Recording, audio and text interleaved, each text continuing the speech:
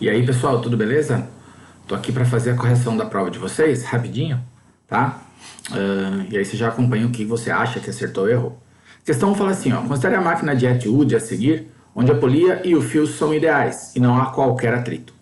Considerando que as massas de A e de B são respectivamente 1 e 3 kg e desprezando a resistência do ar, use G igual a 10, determine os sentidos para cima ou para baixo dos movimentos acelerados dos corpos A e B.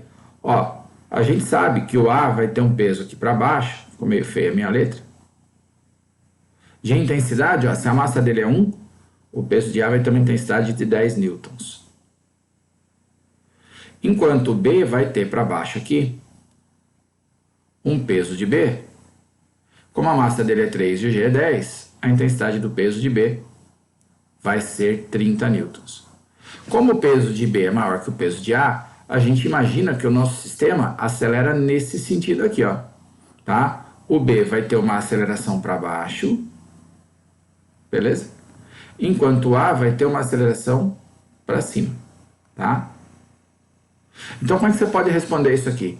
A seta é igual eu fiz, ou simplesmente você pode vir aqui no texto e falar assim, ó, né? A sobe, acelerado, ou A é para cima, movimento acelerado para cima. A sobe, acelerado. Beleza? E B desce, acelerado. Quer dizer, um vai subir, o outro vai descer. Beleza?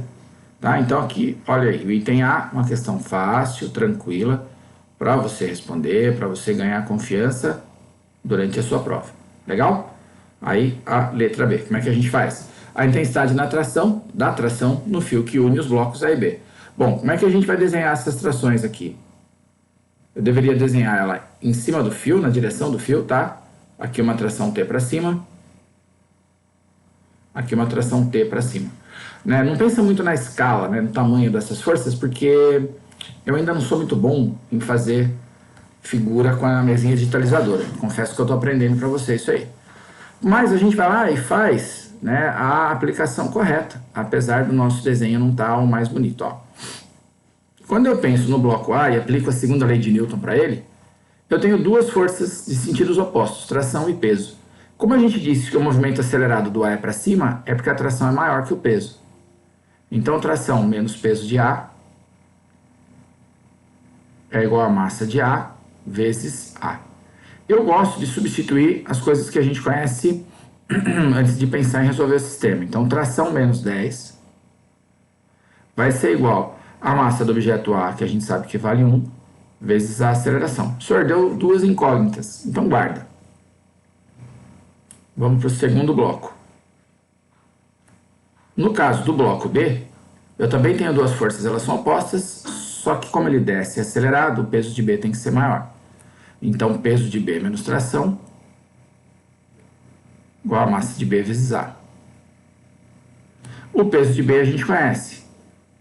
30 menos a tração, ela tem a mesma intensidade, porque ela foi transmitida pelo mesmo fio ideal, igual a 3 vezes A.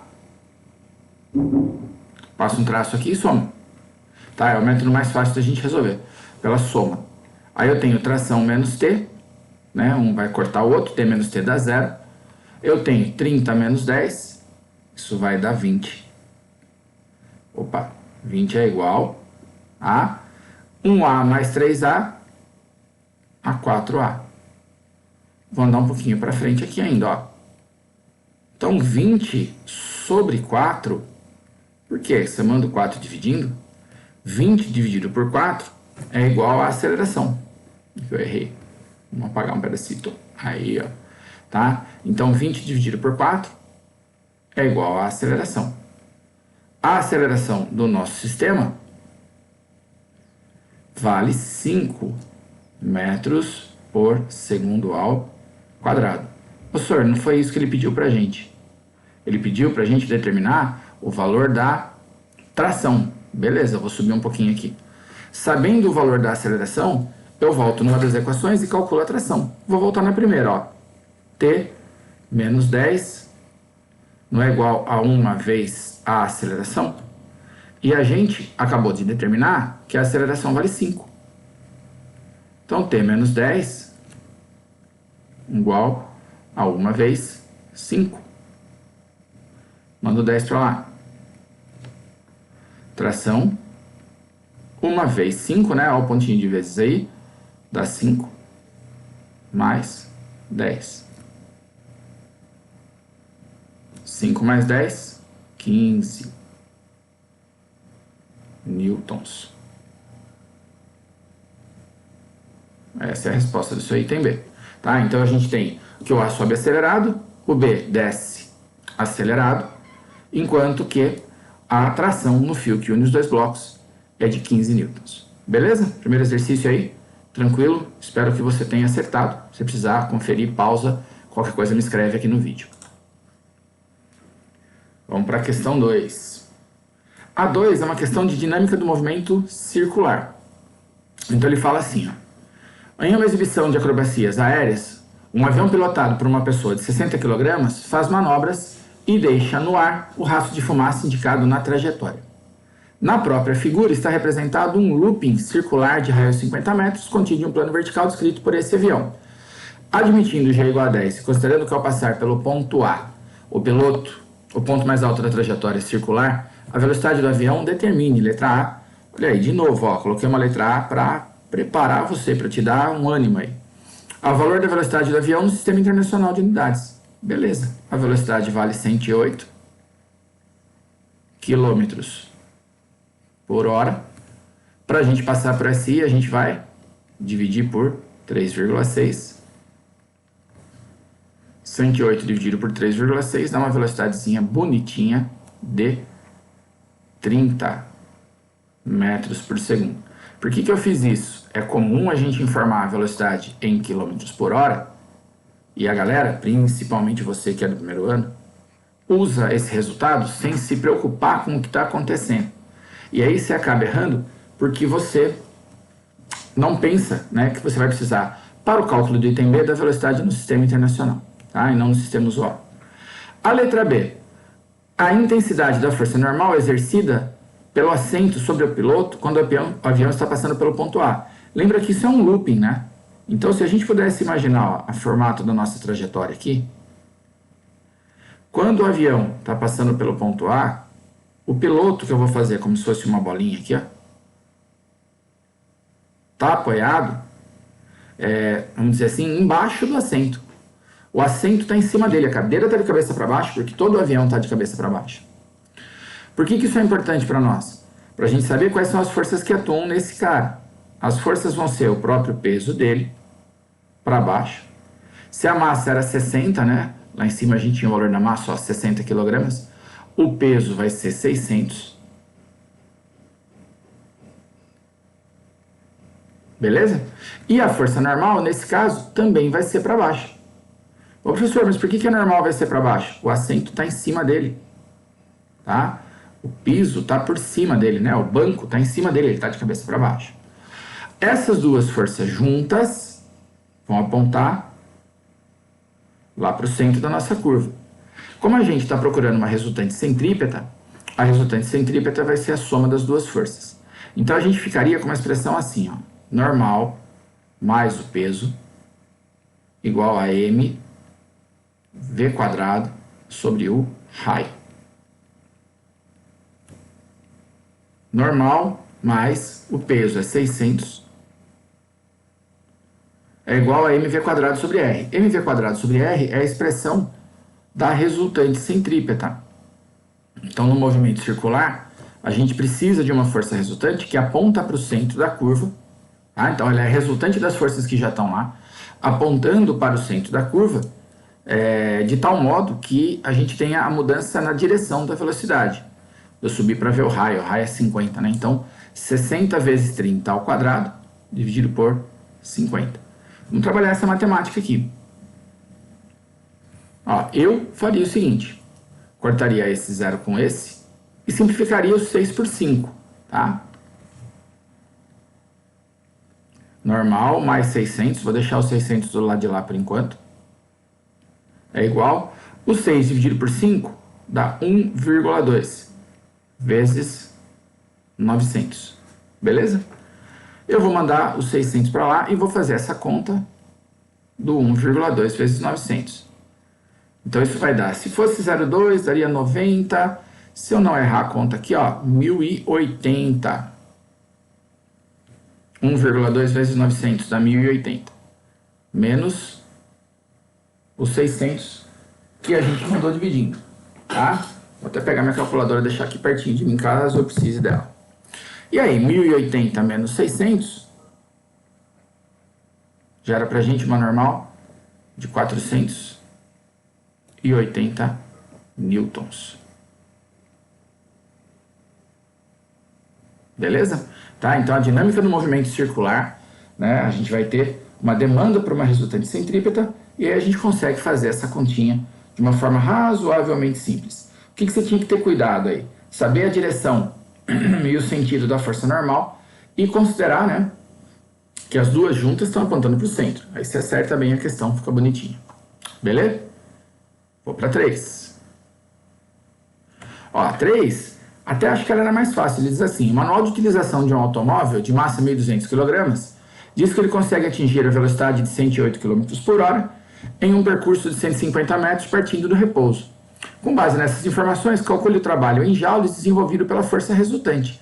Uma forma que a gente tem para calcular o trabalho da força resultante é a aplicação do teorema da energia cinética. A gente fala que o trabalho da resultante é a energia cinética final, mv² sobre 2, menos a energia cinética inicial.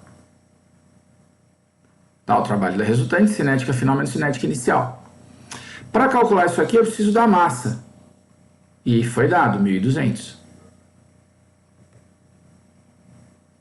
Eu preciso da velocidade inicial. Bom, ele partiu do repouso, então meu V0 é 0. Qualquer unidade que você queira, mas como a gente vai trabalhar no SI, eu vou pôr 0 metros por segundo. E a velocidade final é 108. Olha a dica que eu tinha deixado para você na questão anterior. Né, os 108 km por hora a gente já havia transformado em metros por segundo. Eu espero que você tenha percebido o que eu estava te falando aqui, ó. Não faça velocidade em quilômetro por hora. Tá? Por isso que eu repeti o valor. Então, 30 metros por segundo. E cuidado, né? Lá é mv² sobre raio, aqui é mv² sobre 2. Senhor, mas a gente não vai usar o 150 aqui, ó? Tá? Esse cara a gente não vai usar? Não, tá sobrando. Não tem problema quando você tem dado a mais para resolver a questão. O problema é quando eu tenho dado a menos. Ó, o trabalho da resultante vai ser, então, 1.200 vezes a velocidade final, 30 ao quadrado sobre 2. Eu nem vou colocar a primeira parte do meu problema aqui. Por quê? Porque a gente sabe que a energia cinética, ela depende da velocidade, não depende? Esse termo aqui é a energia cinética inicial. E no começo ele estava em repouso. Então veja, ó, é uma questão também que em tese é para ser simples de você fazer. Simplificando as duas aqui. Trabalho da resultante vai dar 600 vezes 30 ao quadrado, 900. Trabalho da resultante, 6 vezes 9, 54. E aí você coloca mais 4 zeros. Então, 540 mil joules. Achei que até era mais fácil do que as outras duas, hein? Tinha que saber o teorema de energia cinética, mas bem tranquilo de aplicar. O cuidado para você não usar a velocidade em km por hora. Usou velocidade em km por hora, é um erro gravíssimo, tá? Não tem o que fazer, porque aí a sua unidade de medida não sai em joule. Quando você multiplica por quilograma, fica uma bagunça. E a última, também é uma questão simples. Eu acho que a prova era para estar bem acessível, tá? Você entrou num looping aí, eu esqueci de tirar o looping, fazendo a tela toda. Uma força atuando em uma caixa varia com a distância x de acordo com o gráfico. Determine o trabalho realizado por essa força para mover a caixa da posição x até a posição 6. O que a gente faz aqui, ó? A gente vai usar uma propriedade interessante. Qual que é? Quando eu tenho um gráfico de força por deslocamento, ainda mais a força está na direção do meu movimento, o trabalho é dado pela área sob o gráfico. Ó. Tá? Então você vai calcular a área aqui E vai determinar quanto vale o trabalho. Que figura geométrica é essa que eu grifei? Um trapézio. As bases do trapézio são os lados paralelos. Então, a sua base menor vale 4, tá? A base maior vale 6. E a altura entre elas vale 5. Certinho? Ué, como é que a gente vai calcular o trabalho realizado aqui? Esse trabalho vai ser numericamente igual à área. Então, não vou nem enrolar muito, eu já vou por direto, ó. Área de um trapézio é base maior 6, mais base menor 4, vezes a altura, que é 5, dividido por 2, tá? Base maior mais base menor, vezes a altura sobre 2. Então, vai dar 6 mais 4, 10, vezes 5, dividido por 2. Vai dar 50 dividido por 2. Você vai ter um trabalho de 25 joules. Tá aí, ó, a resolução dessas 4 questões. Espero que você tenha ido bem, tá? E se você tiver alguma dúvida, me procure em sala. Mas você já tem uma quebra da sua ansiedade de como que você foi na prova. Beleza? Abraço aí, bons estudos!